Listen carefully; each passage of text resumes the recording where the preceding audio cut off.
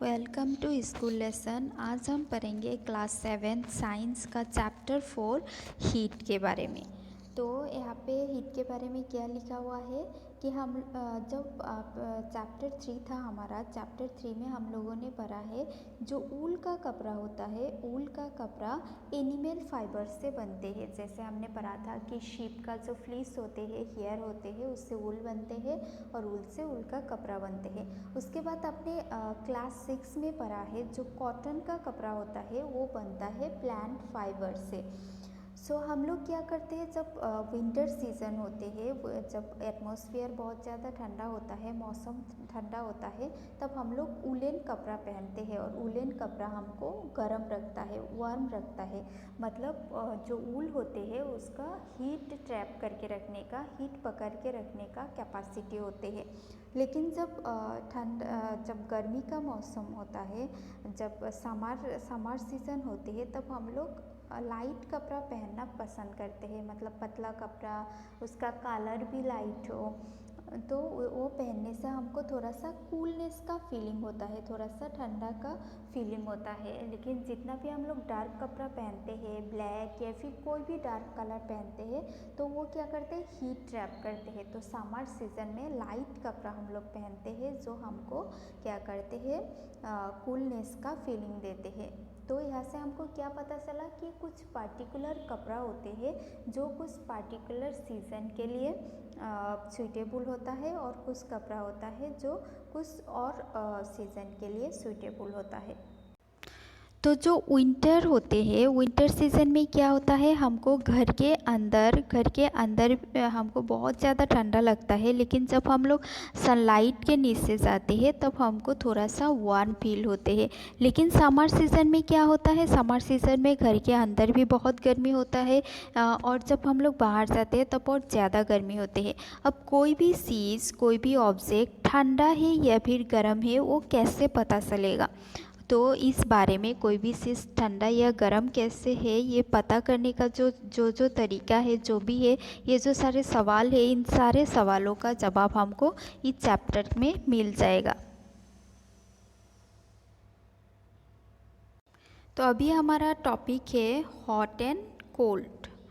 यहाँ पे क्या लिखा हुआ है कि हम लोगों का जो डे टू डे लाइफ है, एवरी डे हम लोग बहुत सारे ऐसे ऑब्जेक्ट देखते हैं जो क्या होता है, ठंडा होता है या फिर गर्म होता है। तो जैसे कि हम लोग हमेशा यूज़ करने वाले चीज़ें हैं, जैसे टी है, ये टी गर्म होता है, उसके बाद जो आइस होते हैं वो ठंडा होते हैं। तो इस तरीके की एक टेबल दिया हुआ है जो हम लोग डे टू डे लाइफ में यूज़ करते हैं, उन सब चीज़ों का एक टेबल दिया हुआ है। इसमें हमको लिखना है कि कौन सा चीज़ ठंडा है या फिर गर्म है। तो सबसे पहले दिया हुआ है आइसक्रीम। आइसक्रीम क्या होता है, कोल्ड होता है। Spoon in A tea cup, अगर एक टी कप में आप स्पून रखेंगे तो इस स्पून क्या हो जाता है, हॉट हो जाता है। जो फ्रूट जूस होते हैं, फ्रूट जूस क्या होता है, कोल्ड होता है। Handle of A frying pan, एक फ्राइंग पैन का हैंडल वार्म होता है। तो आगे देखते हैं क्या लिखा है। तो आपको क्या नहीं करना चाहिए, इस बॉक्स के अंदर लिखा हुआ है, यहाँ पे देखिए बॉक्स दिया हुआ है, बॉक्स के अंदर लिखा है कि आपको कोई भी गर्म चीज़ में हाथ नहीं डालना चाहिए।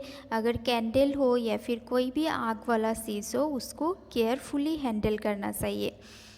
क्या होता है कि बहुत सारे सामान हम लोग यूज़ करते हैं, उसमें से कुछ ठंडा होता है या फिर कुछ गर्म होता है।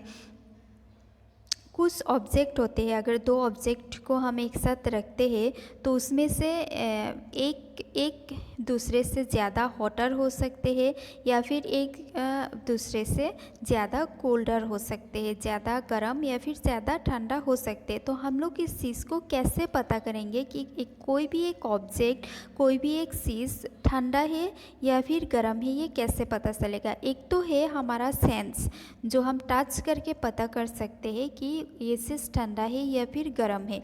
लेकिन जो सेंस ऑफ टच है वो हमेशा भरोसेमंद नहीं भी हो सकते हैं। अगर हमेशा भरोसेमंद नहीं है टच ऑफ सेंस, तो उस टाइम पे हम क्या करेंगे उस बारे में देखेंगे चैप्टर में। तो यहाँ पे एक एक्टिविटी दिया हुआ है। चैप्टर का पहला एक्टिविटी है एक्टिविटी 4.1।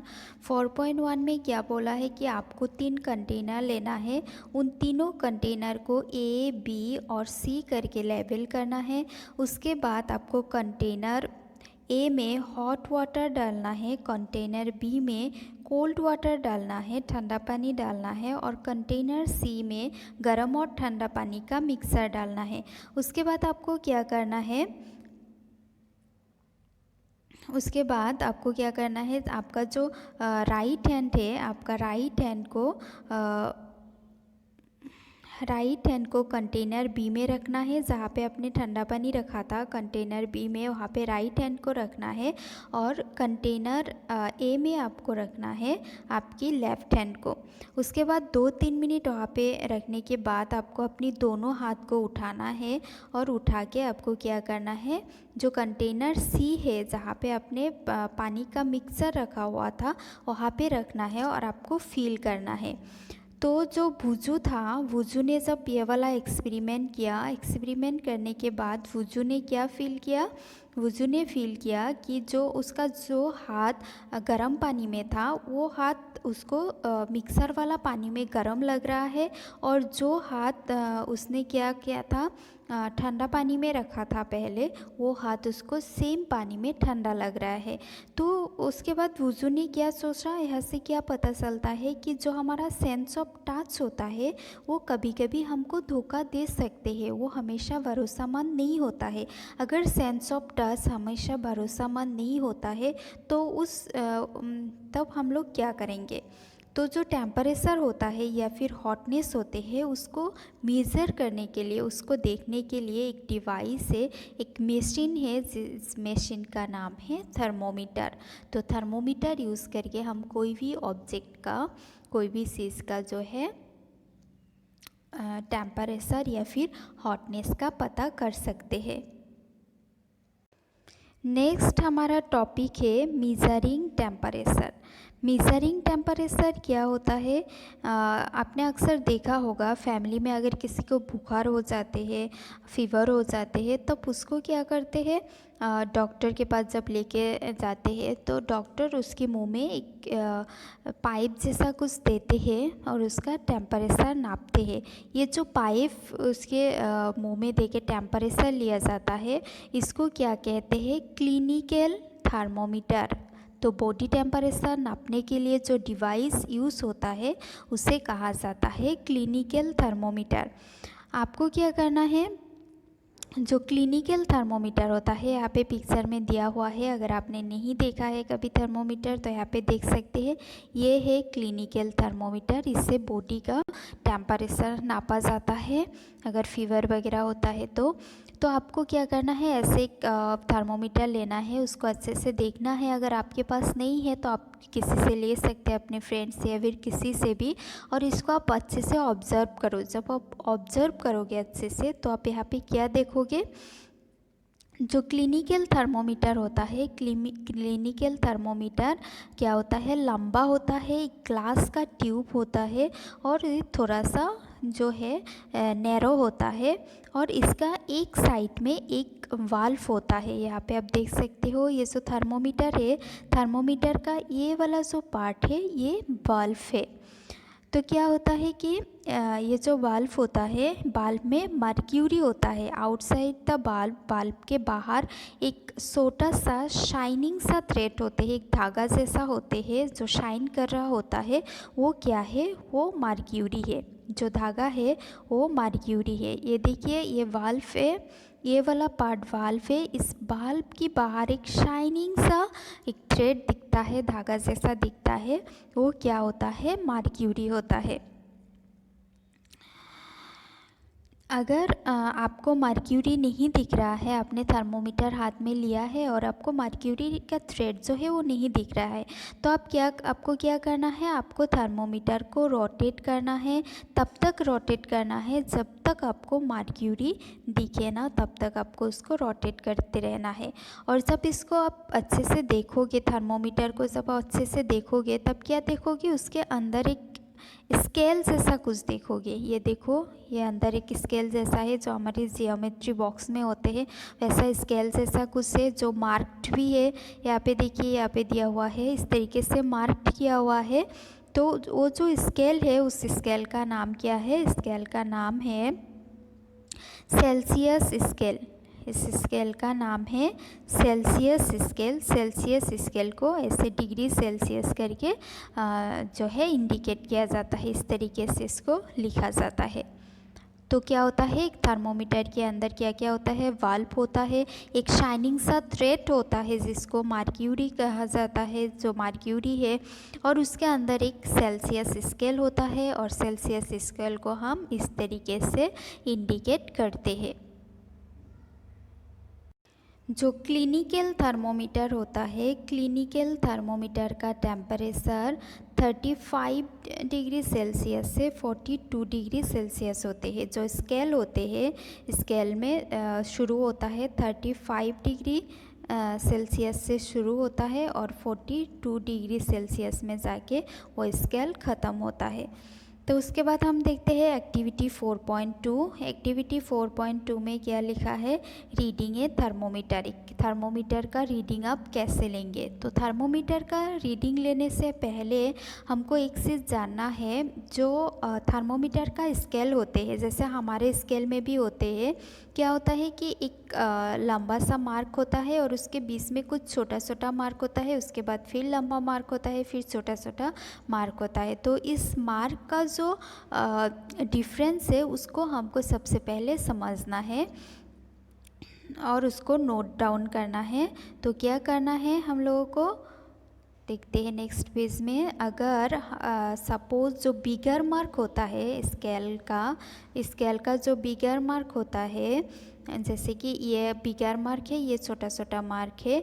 अगर ये बिगर मार्क 1 डिग्री सेल्सियस इंडिकेट करते हैं, तो ये एक छोटा मार्क कितना डिग्री इंडिकेट करेगा? तो उसको क्या करना होगा? 1/5 करना होगा। अगर इसके बीच में 5 छोटा मार्क है, तो अगर 2 बड़ा मार्क के बीच में 5 छोटा मार्क है, तो उसको क्या करना पड़ेगा? 1/5 करना पड़ेगा। 1/5 करने से क्या निकाल के आएगा? 0.2। तो 0.2 डिग्री सेल्सियस क्या होगा? एक छोटा मार्क का जो है डिग्री होगा। अगर एक बड़ा मार्क 1 डिग्री होता है, तो एक छोटा मार्क कितना डिग्री होगा? 0.2 डिग्री होगा। तो इस चीज़ को सबसे पहले जानना होगा। उसके बाद क्या करना है? उसके बाद थर्मोमीटर को एक अच्छे से एंटीसेप्टिक सोल्यूशन डेटॉल या फिर कोई भी एंटीसेप्टिक सोल्यूशन से अच्छे से उसको वॉश करना है। वॉश करने के बाद उसको जार्क करना है, मतलब शेक करना है। और तब तक शेक करना है जब तक मार्क्यूरी डाउन होके 35 डिग्री सेल्सियस तक ना आए। जब तक 35 डिग्री सेल्सियस तक ना आए तब तक उसको शेक करते रहना है। जैसे कि हम लोग दवाई खाने से पहले शेक करते हैं, या फिर अगर पेन कभी भी लिखते नहीं है तो शेक करते हैं, उस तरीके से इसको शेक करते रहना है। उसके बाद क्या करना है? उसके बाद जब 35 डिग्री सेंटीग्रेड तक आते हैं, तब उसको हमको हमारे टांग के नीचे लेना है और 1 मिनट तक वहाँ पे रहने देना है। और 1 मिनट बाद उसको निकालना है, और निकाल के उसका जो टेम्परेचर है, टेम्परेचर को नोट डाउन करना है। सपोज़ अगर टेम्परेचर वहाँ पे हमारा 38 आया है, तो 38 के बाद हमको एक यूनिट लगाना है, जो हमने पहले देखा है। सेल्सियस स्केल का यूनिट क्या होता है? Degree Celsius. ऐसे करके हमको जो है मार्क करना है। और ये जो हम थर्मोमीटर का जो रीडिंग है, ये हमारा बॉडी टेम्परेचर है।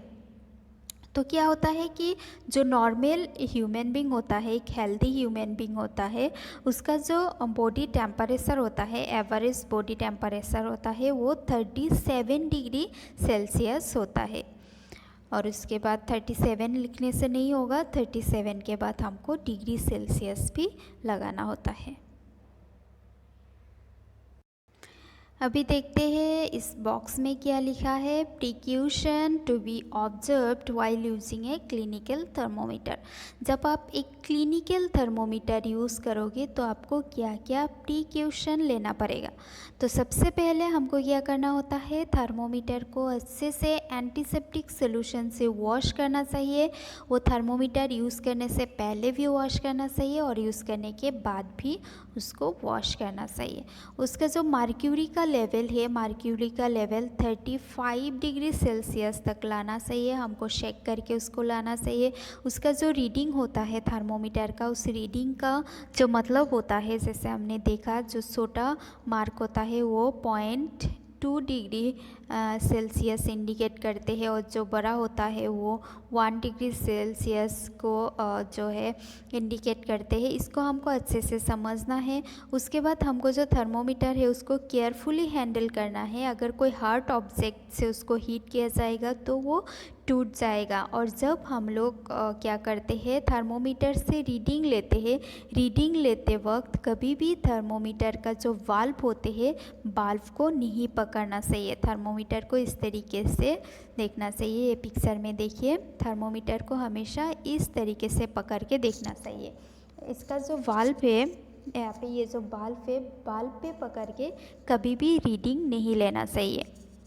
तो इसका जो ये पीछे वाला हिस्सा है यहाँ पे पकड़ के इसका रीडिंग लिया जाता है। ये है correct method of reading clinical thermometer.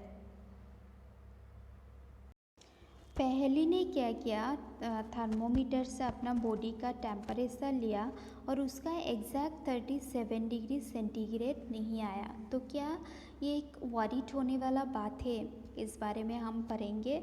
उससे पहले आपको क्या करना है, आप एटलीस्ट आपके 10 फ्रेंड के साथ मिलके आपको उसका बॉडी टेम्परेचर थर्मोमीटर से नापना है और उसको जो है इस टेबल में फिल करके लिखना है।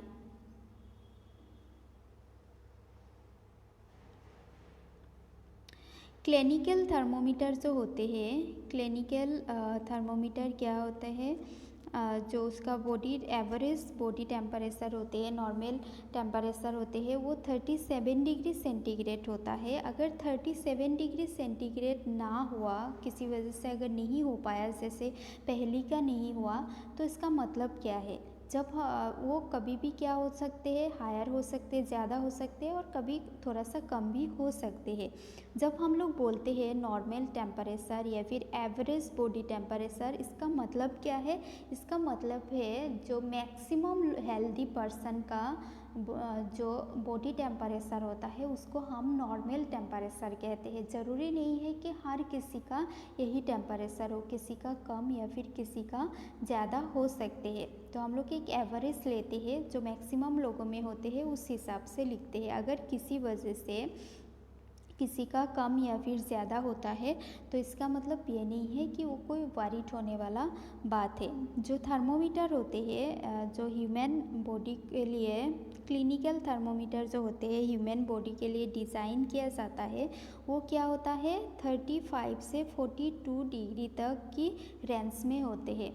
तो क्या जो टेम्परेचर होते हैं ह्यूमन बॉडी का नॉर्मल टेम्परेचर, वो कभी भी 35 डिग्री सेंटीग्रेड के बिलो नहीं जाते हैं, कम नहीं होते हैं, और 42 डिग्री सेंटीग्रेड से हायर नहीं होते हैं, इसके बीच में ही रहते हैं।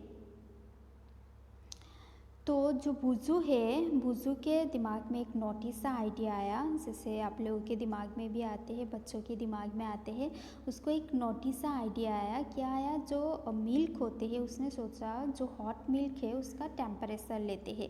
तो पहली ने उसको स्टॉप किया। क्यों स्टॉप किया, इस बॉक्स में दिया हुआ है क्वेश्चन। क्या होता है, जो क्लिनिकल थर्मोमीटर होता है वो सिर्फ बॉडी टेम्परेचर को मेज़र करने के लिए ही होता है। अगर हम लोग उससे हम लोगों को कोई अदर ऑब्जेक्ट को मेज़र नहीं करना चाहिए, उसको कभी भी सनलाइट के नीचे नहीं रखना चाहिए और कोई फ्लेम के नीचे नहीं रखना चाहिए। अगर हम ऐसा करेंगे तो ये क्या हो जाएगा, टूट जाएगा। नेक्स्ट हमारा टॉपिक है लेबोरेटरी थर्मोमीटर। लेबोरेटरी थर्मोमीटर क्यों है? क्योंकि जो क्लिनिकल थर्मोमीटर है वो सिर्फ हम लोग बॉडी टेम्परेचर नापने के लिए ही यूज़ कर सकते हैं, अदर चीज़ों के लिए नहीं यूज़ करते हैं। जैसे कि पहली ने सोचा कि मिल्क का नाप लेते हैं तो वो नहीं ले पाया, और जो सेंस ऑफ टच होते हैं वो हमेशा रिलायबल नहीं होता है। तो फिर जो दूसरा चीज़ होते हैं उसको हम लोग कैसे नापें, उसके लिए हमारे पास है लेबोरेटरी थर्मोमीटर। लेबोरेटरी थर्मोमीटर जो होते हैं इसको आपको टीचर ही दिखा सकते हैं लैब में, या फिर आप इस पिक्चर में देख सकते हो। ये जो लंबा सा जो थर्मोमीटर है ये है laboratory thermometer. So different type of thermometer होते हैं, डिफरेंट पर्पस के लिए यूज़ किया जाता है, डिफरेंट काम के लिए यूज़ किया जाता है। कुछ थर्मोमीटर होते हैं जिससे मैक्सिमम और मिनिमम टेम्परेचर का नाप लिया जाता है, और ऐसे थर्मोमीटर को कहा जाता है मैक्सिमम मिनिमम थर्मोमीटर। तो इस थर्मोमीटर जो है यहाँ पे पिक्चर में दिया हुआ है ग्रीन कलर का, इस थर्मोमीटर को आप अगर केयरफुली देखोगे तो यहाँ पे क्या देख पाओगे आप, जिसका जो रेंज है वो 10 डिग्री सेल्सियस से 110 डिग्री सेल्सियस तक है। जैसे कि जो क्लिनिकल थर्मोमीटर था वो 35 से 42 डिग्री सेल्सियस तक था। उसी तरीके से जो लेबोरेटरी थर्मोमीटर है वो 10 डिग्री सेल्सियस से 110 डिग्री सेल्सियस तक होते हैं।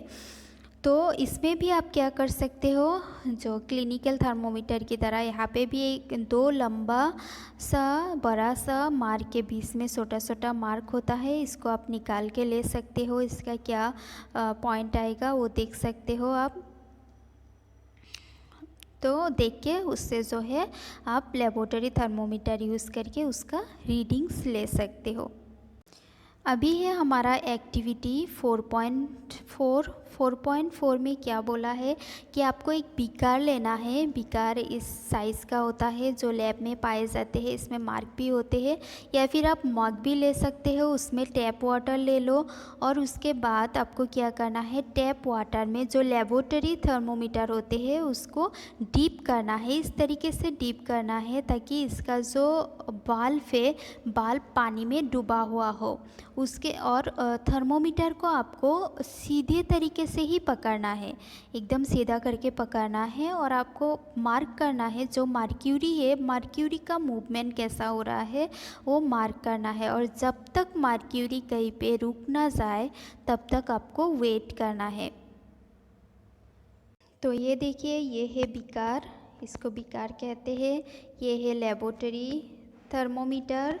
लेबोरेटरी थर्मोमीटर को बीकार में टैप वाटर लेके उसमें डुबोया गया है। ये देखिए इसको सीधा तरीके से ही पकड़ा गया है, सीधा तरीके से इसको पकड़ना चाहिए। और जब जो है मर्क्यूरी जब एक जगह पे रुक जाते हैं तब क्या होता है, इसका रीडिंग लिया जाता है, और ये जो रीडिंग होता है यही होता है उस टाइम उस वाटर का टेम्परेचर। तो आपको क्या करना है, आपके क्लासमेट की, आपके दोस्तों की जो है मदद लेना है, उन लोगों से भी मेज़र कराना है, और आपको देखना है कि ये सेम रीडिंग आया है या फिर नहीं आया है। अब देखते हैं बॉक्स में क्या प्रिकॉशन लिखा है। जब आप लेबोरेटरी थर्मोमीटर यूज़ करो तो उसको हमेशा सीधा करके ही रखना चाहिए। आपको उसको हमेशा सीधा तरीके से ही रखना चाहिए। और जो वाल्व होता है, जो नीचे वाला जो ऐसा वाला जो पार्ट होता है, उसको हमेशा जिस चीज़ का आप मेज़र ले रहे हो उस चीज़ से चारों तरफ से डूबा हुआ होना चाहिए। और वाल्व जो है वो सराउंडिंग्स को टच नहीं करना चाहिए, मतलब नीचे वाला पार्ट या फिर आसपास कहीं पे भी वो टच नहीं होना चाहिए। वो पानी पे या फिर जिस भी चीज़ का आप टेम्परेचर ले रहे हो उसी पे रहना चाहिए, उसका सरफेस पे नहीं टच करना चाहिए। तो ये है प्रिकॉशन। यहाँ पे हमारा एक्टिविटी 4.5 है। एक्टिविटी 4.5 में सेम तरीके से आपको एक बीकर लेना है, बीकर में थर्मोमीटर को सीधा करके रखना है। उसके बाद आपको जो है उसका वाल्व को सरफेस से टच नहीं कराना है, और जो थर्मोमीटर का जो अप एंड डाउन होता है उसको देखते रहना है जब तक वो कहीं एक जगह पे रुक ना जाए। और जब रुक जाए तब उस थर्मोमीटर को बाहर लेना है। जब आप बाहर लाओगे तब आप क्या देखोगे कि मर्क्यूरी मर्क्यूरी का जो रीडिंग है वो फॉल हुआ है, गिर गया है। इसका मतलब क्या है, जो टेम्परेचर है वो आपको कब लेना है, जब थर्मोमीटर पानी में डूबा हुआ हो तभी लेना है। तो बाहर निकलने के बाद ये जो टेम्परेचर होता है ये चेंज हो जाता है, इसलिए पानी में रहते वक्त ही इसका रीडिंग ले लेना चाहिए। तो हम लोगों ने जब क्लिनिकल थर्मोमीटर यूज़ किया था तो क्या हुआ था, क्लिनिकल थर्मोमीटर हमेशा मुंह के बाहर लाना चाहिए, उसके बाद ही रीडिंग लेना चाहिए। और जो लेबोरेटरी थर्मोमीटर है उसमें अलग है। ऐसा क्यों है, इस बारे में देखते हैं। जो क्लिनिकल थर्मोमीटर होते हैं, क्लिनिकल थर्मोमीटर को मुंह से बाहर निकलने के बाद भी इसका जो मर्क्यूरी होते हैं वो फॉल नहीं होता है। ऐसा क्यों होते हैं, इसको जानने के लिए आपको फिर से एक बार जो है क्लिनिकल थर्मोमीटर को देखना है। क्लिनिकल थर्मोमीटर का जो वाल्व होते हैं, ये वाला पार्ट, इसके वाल्व के बाहर एक इंक होता है। इनका काम क्या होता है, ये प्रिवेंट करते हैं मर्क्यूरी लेवल को फॉल होने में, कि मर्क्यूरी लेवल फॉल नहीं होने देते हैं, उसको प्रिवेंट करते हैं। और इनके होने की वजह से जब हम जो क्लिनिकल थर्मोमीटर है उसको हम बाहर निकलने के बाद भी मर्क्यूरी का जो लेवल होता है, मर्क्यूरी जो होते हैं वो कभी भी फॉल नहीं होता है। उसके बाद देखते हैं यहाँ पे क्या लिखा हुआ है बॉक्स के अंदर। जो क्लिनिकल थर्मोमीटर होते हैं उसको यूज़ करना कंसर्न है, मतलब रिस्क है। क्यों है, क्योंकि मर्क्यूरी जो है एक टॉक्सिक सब्सटेंस है। टॉक्सिक का मतलब होता है पॉइजनस, एक पॉइजनस सब्सटेंस है। और ये जो है वो जल्दी से डिस्पोज नहीं होता है, सड़ते नहीं हैं जब किसी वजह से थर्मोमीटर ब्रेक हो जाते हैं तो इसकी वजह से अभी जो है और एक थर्मोमीटर अवेलेबल होता है, ये एक इलेक्ट्रिकल थर्मोमीटर है, डिजिटल थर्मोमीटर है जिसमें मर्क्यूरी नहीं होता है। तो वीडियो कैसा लगा, आज हम लोग कितना ही पढ़ेंगे, नेक्स्ट के वीडियो में बाकी का पार्ट पढ़ेंगे। तो आपको वीडियो कैसा लगा आप कमेंट करके ज़रूर बताइएगा, अपने दोस्तों के साथ वीडियो को शेयर करिएगा। अगर वीडियो पसंद आए तो लाइक ज़रूर करिएगा और चैनल को सब्सक्राइब करिएगा। Thank you.